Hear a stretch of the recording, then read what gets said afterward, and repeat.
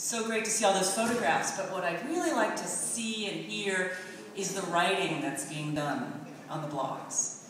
And that's why we created this segment of Blogfest. So it is my delight to present the 2011 Blogs Aloud, created by Elizabeth Palmer of Midnight Cowgirls, starring Elizabeth Palmer, Charlotte Mayer, and Nancy Graham.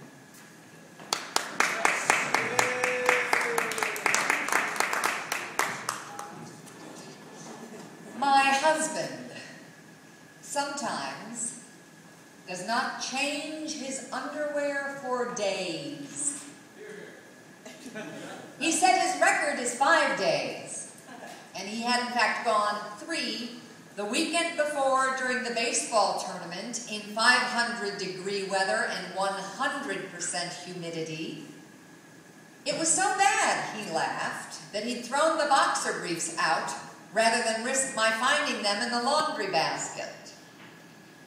Lately, I've avoided writing about a lot of things that have come up for our family, just because I can't get out of my head who might be reading this.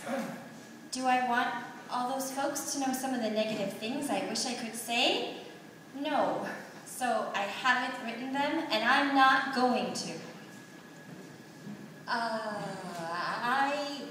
I do believe that this will be my last post. I would like to thank you all for stopping by, because you people out there are the only reason I've kept it up for the past year or so.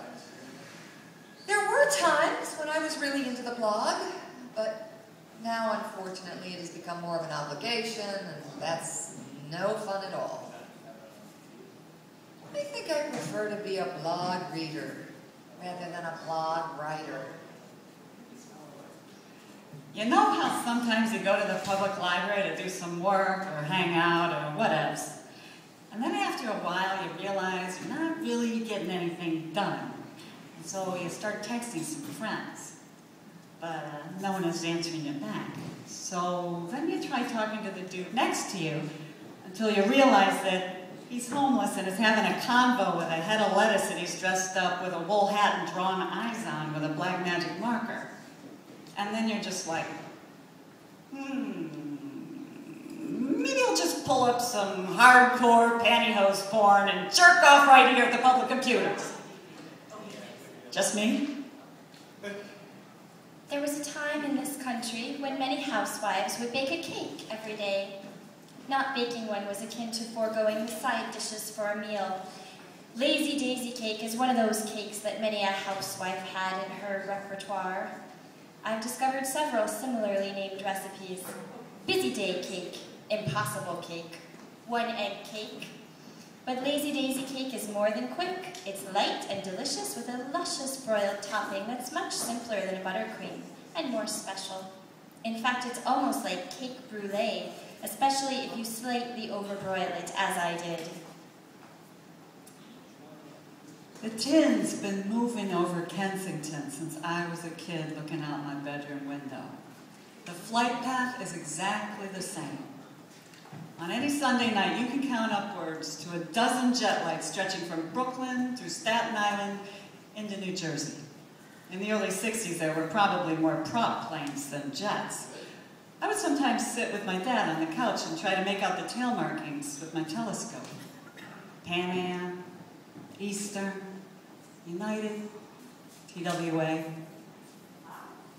I think I was too young to remember seeing the wounded United DC-8 fly overhead on fire before it crashed in Park Slope in 1960. But according to my mom, I was at home at the time and may have seen it if I was staring out the back window as usual. And I can't tell you the hundreds of dreams that I have had in my lifetime about seeing a jet on fire flying over my house. For Jessie's school party, I figured I'd mix it up a bit and go with an old favorite, chocolate chip cookies. Oh, it was a breeze preparing the batter, until I tried to mold it into little balls and it crumbled into pieces. Oops! Seems I forgot to add the eggs. I whisked in some eggs at the last minute and it seemed to do the trick. They came out of the oven looking perfectly browned. I figured I'd let them cool for a while before packing them up for the night. Oops again.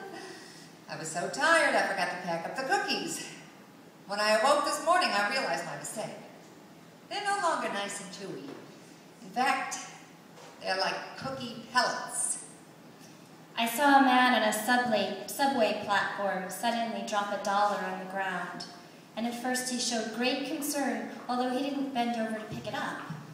As soon as he saw other people had noticed, and when another man bent over to pick up the $1 and hand it back to him, the man acted as if he wouldn't condescend to touch that $1. Is this pride in action? People are complicated, and there's so much to understand about why someone would throw or drop something on the ground and neglect to pick it up, and another would gladly collect it, without worrying about how they'll be viewed. We all seem to be wrapped in layers of our values, conditioning, and instinct so thickly that we can't really understand each other very well. Seriously, call in the anthropologists. This city is full of diverse tribes. This year, the arrival of 9/11 coincided with Rosh Hashanah, the Jewish New Year, and the end of Ramadan, the annual fast that is one of the 5 pillars of Islam.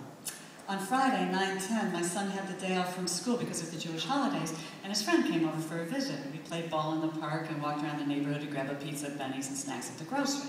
The Bangladeshis were all out on the street, families. The men wear white pants and tunics with their small white caps that are often embroidered and appear delicate and firm and strong all at the same time. The women wear these beautiful, long patterned dresses and veils of vivid colors. During Rosh Hashanah every year, Hasidic Jews come out on the streets of Park Slope and all around Prospect Park, dressed in black suits with white shirts and black hats, ask everyone passing by a simple question. Excuse me, are you Jewish? If there is anything that America has meant to me, it is this jigsaw that is not puzzling at all. It's been a strange day. The morning was bright, then dark, then bright again. I went to bed sick of myself, but not losing hope that today really could be a new day for me, not knowing what would emerge from the other side of my cataracts. I think I have phantom head lice again. Last spring, lice went around my kids' school, and every 5 minutes I stuck my head under the lamp and ordered my husband to inspect my head. The itching was unbearable. He told me he read a story about someone who was so sure she had lice, she doused her head with gasoline and lit it on fire. Instead, I visited the lice lady in Borough Park. She plunked me down on a stool and combed through my hair while her 15 children ran in and out of the kitchen. I don't see anything. There's nothing here. Your head is clean, she said. Really? I said, disbelieving. God doesn't mean for you to have lice. God is good to you. Are you sure? I said. Don't question God. He's good to you. Why don't you believe me? It would be to my benefit if you did have lice. Besides, you should be grateful to have hair. Some people don't have hair. I gave her $25 and walked home through the fading light. For the first time in weeks, my head didn't itch at all.